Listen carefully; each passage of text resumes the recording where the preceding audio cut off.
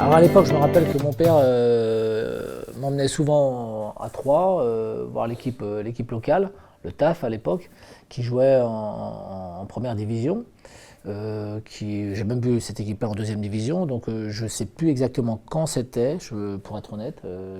J'ai plus mais j'étais heureux d'être dans cette tribune en face et après le match, d'aller voir la sortie des joueurs, des vestiaires. Voilà, et c'est des joueurs qui étaient très abordables, un peu à l'image de ce qu'on fait nous ici, avec des joueurs qui peuvent sortir et se mêler au public sans qu'il y ait de problème. Tout n'était pas verrouillé comme dans certains clubs aujourd'hui.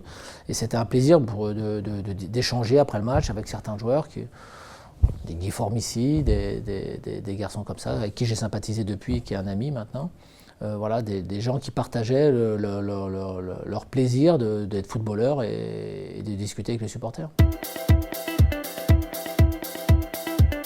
Oui, c'était un Créteil 7, un grand match de national, parce qu'à l'époque, c'est mon premier club en tant que numéro 1, 7, et le club avait le statut pro encore.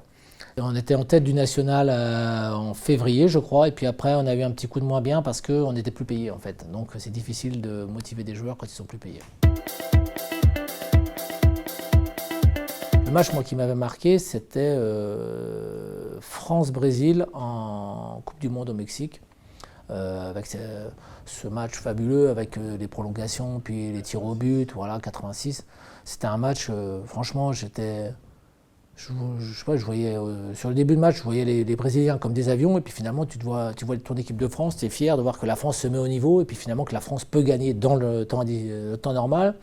Puis il y a un pénalty qui est arrêté, puis il y a des occasions, et puis Tana arrive au tir au but, et puis même un grand joueur comme Platini que tu vénères, et ben, il rate le pénalty. Donc enfin, franchement, il y avait tout dans ce match pour marquer quelqu'un. C'était la meilleure des promotions pour le football, quoi. Alors un match où j'ai pleuré, oui, pleurer c'est un bien grand mot, mais vraiment c'est encore une fois France-Allemagne en 82 à Séville, parce que bon, j'étais beaucoup plus jeune déjà, et je regardais ça avec mon père et mon oncle, et je me rappelle que mon oncle était traumatisé par le résultat, quoi. C'était pas possible que les Allemands nous aient fait ça et qu'on ait pu perdre ce match. Pareil, encore une fois, ça va au tir au but et tout. Il y a comme une dramatique tout au long de la rencontre qui fait que quand tu gagnes, forcément ça te marque, mais quand tu perds, par contre, c'est l'exact opposé, et donc forcément, t'es 6 pieds sous terre, quoi. C'est un match qu'on a joué avec Montpellier, on recevait l'OM, et le problème c'est qu'il tombe des cordes. Mais quand je dis des cordes, c'est plus que des cordes même, c'est des trombes. Et en fait, l'arbitre fait démarrer le match. Et au bout de quelques minutes, on marque. Il y a un pénalty qui est sifflé pour Marseille, parce que dans une mare d'eau, hein, c'était impossible de voir qui avait touché qui. Enfin bon, pénalty, et le Marseillais rate le but. Donc en fait, il y a un premier arrêt de jeu, j'y viens, ça continue de tomber, on reprend quand même, et on marque un deuxième but.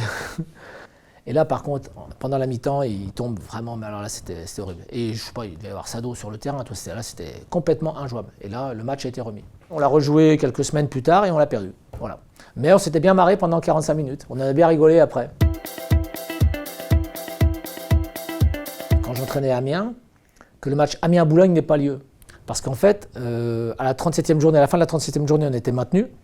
Et en jouant à Boulogne, la 38e journée, on est descendu. Pour en revenir un peu plus sérieusement, voilà, c'est un match où nous, il nous fallait un point pour nous maintenir, et eux, il leur fallait gagner pour monter.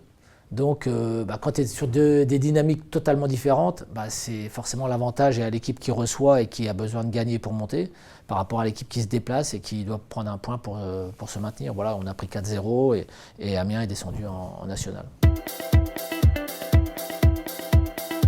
Le Takak à Sochaux, ça a été quelqu'un qui m'a inspiré, parce que c'était quelqu'un qui était proche des joueurs, mais qui savait aussi cloisonner la relation quand on était du côté professionnel et quand on était plutôt sur le côté humain. Voilà. C'est quelqu'un qui, quand on bossait, on bossait. Par contre, après, en dehors du terrain, c'était quelqu'un qui pouvait être proche des joueurs, qui chambrait aussi.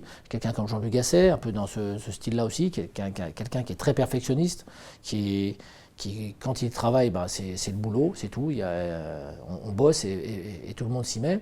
Par contre, en dehors du terrain, c'est quelqu'un voilà, qui a un contact humain qui est plus qu'agréable, voilà, avec qui ça se passe bien, quoi. Je me rappelle d'une fois où Henrik Kasperzak, par exemple, m'avait marqué à un moment donné quand j'étais joueur, parce que il a d'ailleurs entraîné à Strasbourg, si je me trompe, si je me trompe pas, et il avait eu, d'un point de vue pédagogique, il avait fait quelque chose qui m'avait marqué. Et c'est quelque chose que j'ai gardé en moi, parce que ça m'avait marqué de manière positive, et je m'étais dit, tiens, ça c'est un truc qui est important dans la relation que tu peux avoir avec les joueurs sur le terrain. C'est un match à Strasbourg en plus. Mais c'est un match où j'étais joueur d'une équipe adverse. En fait, c'était mon dernier match dans ma carrière de footballeur, le match Strasbourg-Montpellier.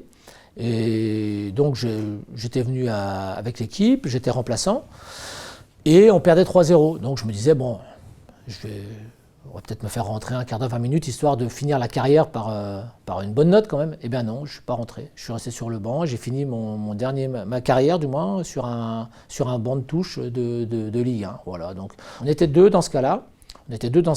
Un qui quittait le club et moi qui arrêtais ma carrière. Et je trouvais que ça aurait pu être sympa de finir correctement sur un terrain, quoi. Voilà, donc après, il n'y a pas mort d'homme pour autant.